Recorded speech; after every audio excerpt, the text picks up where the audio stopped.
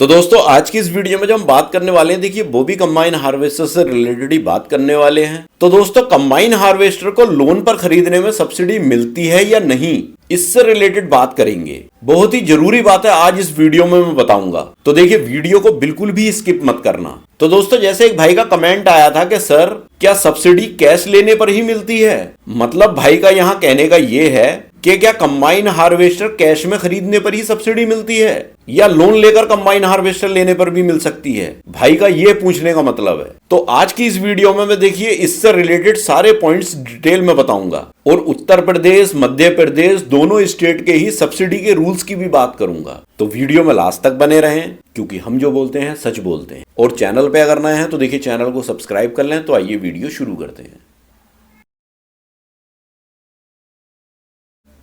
तो दोस्तों ये कंफ्यूजन बहुत सारे भाइयों के दिमाग में रहता है कि अगर हम कंबाइन हार्वेस्टर पर सब्सिडी लेंगे तो हमें कंबाइन हार्वेस्टर कैश में खरीदनी पड़ेगी। क्योंकि देखिए ज्यादातर भाई यही समझते हैं कि कंबाइन हार्वेस्टर पर जो सब्सिडी मिलती है वो कैश में ही खरीदने पर मिलती है, लोन पर सब्सिडी नहीं मिलती। तो आइए अब इससे रिलेटेड बिल्कुल स्टेप बाय स्टेप बात कर लेते हैं। तो देखिए दोस्तों सबसे पहले पॉइंट पे हम बात करेंगे कि कंबाइन हार्वेस्टर के सब्सिडी के बेसिक रूल क्या हैं। तो देखिए दोस्तों गवर्नमेंट की जो सब्सिडी का मेन पर्पस है वो है फार्मर को हाई कॉस्ट मशीनरी जैसे कंबाइन हार्वेस्टर ये सब चीजें खरीदने में फाइनेंशियल हेल्प देना, मतलब एक तरह से आम नागरिक को या किसानों को सहायता देना। ये सब्सिडी जो यूजुअली होती है वो percentage of the cost of the machine होती है, मतलब मशीन की जो कॉस्ट होती है उसकी परसेंटेज से मिलती है। अब ये देखिए स्टेट या सेंट्रल स्कीम के हिसाब से मिलती है, 25 से 50% तक मिलती है, या मतलब इससे अधिक भी मिल सकती है। ये स्कीम पर डिपेंड करता है कि सेंट्रल गवर्नमेंट की स्कीम है या स्टेट की है। फिर दोस्तों इसमें दूसरा पॉइंट आता है cash purchase versus loan purchase,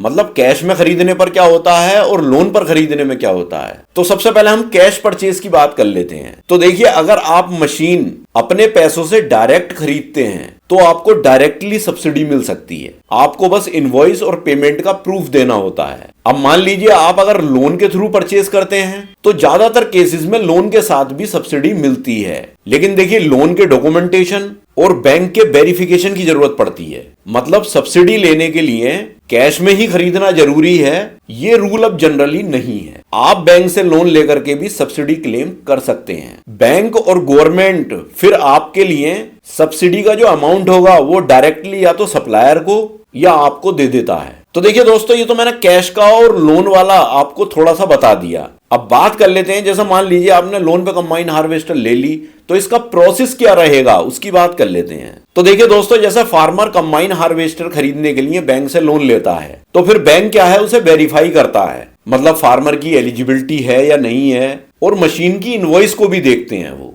मतलब कितने की मशीन है। तो ऐसे केस में क्या होता है कि गवर्नमेंट की जो सब्सिडी होती है वो बैंक के थ्रू ही रिलीज होती है। फार्मर को जो लोन अमाउंट होता है और सब्सिडी का जो फाइनल कैलकुलेशन होता है वो सब चीजें बैंक के द्वारा ही क्लियर की जाती हैं। मतलब इसमें बैंक का रोल ज्यादा होता है। अगर आप लोन पे कंबाइन हार्वेस्टर ले रहे हो और उस पर फिर सब्सिडी ले रहे हो तो बैंक का रोल बहुत होता है, उस सब्सिडी में बैंक का बहुत बड़ा इंटरफेयर है। अब यहां मैं एक जरूरी चीज और आपको बता दूं, देखिए हर स्टेट की सब्सिडी स्कीम्स के रूल में माइनर से डिफरेंसेस हो सकते हैं। कुछ स्टेट में ओनली स्मॉल मार्जिनल, मतलब छोटे किसानों को ही लोन के थ्रू सब्सिडी मिलती है। एग्जैक्ट रूल और प्रोसीजर के लिए आपको अपने स्टेट एग्रीकल्चर डिपार्टमेंट की वेबसाइट या नियरेस्ट एग्रीकल्चर ऑफिस जाकर के चेक करना चाहिए। तो दोस्तों ये तो बात हुई, देखिए लोन के साथ में आप सब्सिडी अगर लेते हो कंबाइन हार्वेस्टर पर तो ये सिस्टम है, मतलब मिल जाती है सब्सिडी। अब बात कर लेते हैं उत्तर प्रदेश की कि उत्तर प्रदेश में सब्सिडी के क्या रूल और नियम है।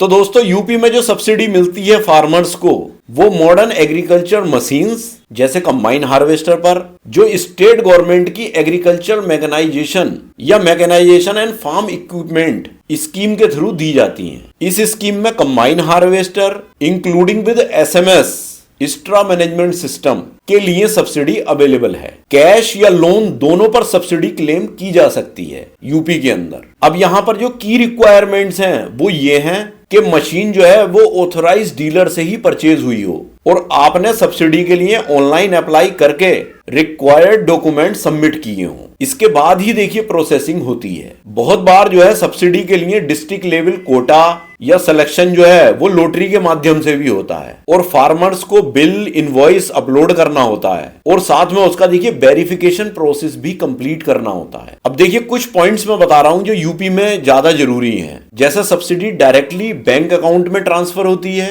या डीलर को दिया जाता है, लेकिन सब्सिडी जो है वो कैश परचेज के साथ तो मिलती ही है, लोन परचेज में भी ये एलिजिबल है, बस जो रिक्वायर्ड डॉक्यूमेंटेशन है वो सही हो। तो मेरा यहां कहने का मतलब ये है कि देखिए यूपी में भी सब्सिडी कैश में कंबाइन हार्वेस्टर खरीद रहे हैं या लोन पे खरीद रहे हैं तो दोनों प्रोसेस में ही आपको मिलेगी, लेकिन उसके लिए देखिए बैंक के document plus invoice plus online application proof submit करना जरूरी है। तो दोस्तों ये तो बात यहां क्लियर हो गई कि यूपी में भी आप अगर लोन पे कंबाइन हार्वेस्टर ले रहे हो तो भी आपको सब्सिडी मिल सकती है। अब बात कर लेते हैं मध्य प्रदेश की कि कंबाइन हार्वेस्टर सब्सिडी के रूल मध्य प्रदेश में क्या है। तो देखिए दोस्तों एमपी में भी सब्सिडी मिलती है। अब सब्सिडी की जो परसेंटेज है वो यूजुअली डिपेंड करती है फार्मर्स की कैटेगरी पर, जैसे SC ST का कोई फार्मर है, स्मॉल या मार्जिनल फार्मर है, और कोई महिला किसान है, इन सब के लिए जनरली जो सब्सिडी है मध्य प्रदेश में वो 50% होती है। अब जितने भी अदर्स हैं जो जनरल फार्मर्स हैं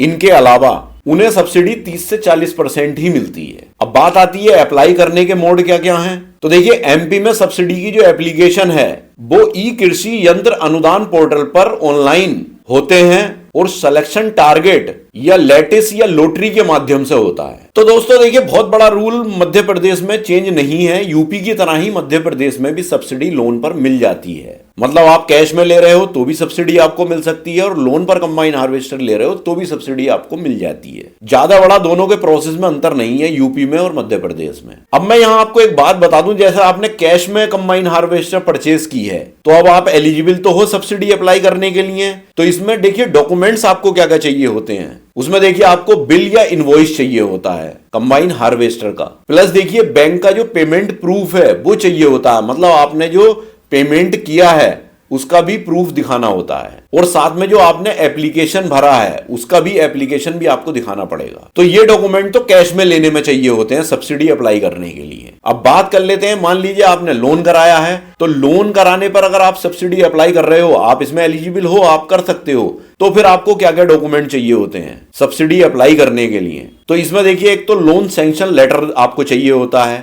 मतलब जो लोन आपको हुआ है तो उसका एक सैंक्शन लेटर होता है वो आपको चाहिएगा। फिर डीलर की इनवॉइस भी चाहिएगी, जो डीलर ने इनवॉइस दी होगी प्राइस की, और ऑनलाइन जो आपने एप्लीकेशन सब्सिडी के लिए भरा है उसकी कॉपी भी चाहिए होगी। तो ये सारे डॉक्यूमेंट जो है सब्सिडी के लिए चाहिए होते हैं अगर आपने कंबाइन हार्वेस्टर लोन पे परचेज की है तो सब्सिडी आपको दोनों ही तरह से मिल जाती है। तो फाइनली दोस्तों दोनों ही स्टेट, चाहे वो उत्तर प्रदेश हो या मध्य प्रदेश हो, दोनों में ही सब्सिडी स्कीम्स के ये जो रूल हैं वो ज्यादातर कॉमन ही हैं, चाहे वो कैश में परचेज हो या लोन के थ्रू परचेज हो। लोन लेने पर सब्सिडी कभी कभी डीलर को डायरेक्टली भी दी जा सकती है या आपके बैंक अकाउंट में भी ट्रांसफर हो सकती है, लेकिन सब्सिडी मिलने के लिए जरूरी नहीं है कि कंबाइन हार्वेस्टर कैश में ही खरीदी जाए। तो बाकी दोस्तों इससे रिलेटेड अगर किसी भी भाई की कोई क्वेरी हो या सजेशन हो तो वो मुझे कमेंट बॉक्स में कमेंट कर सकते हैं, और देखिए चैनल पे अगर नए हैं तो चैनल को सब्सक्राइब भी कर लें। तो मिलते हैं इसी तरह की किसी नेक्स्ट वीडियो में, तब तक के लिए थैंक यू, बाय।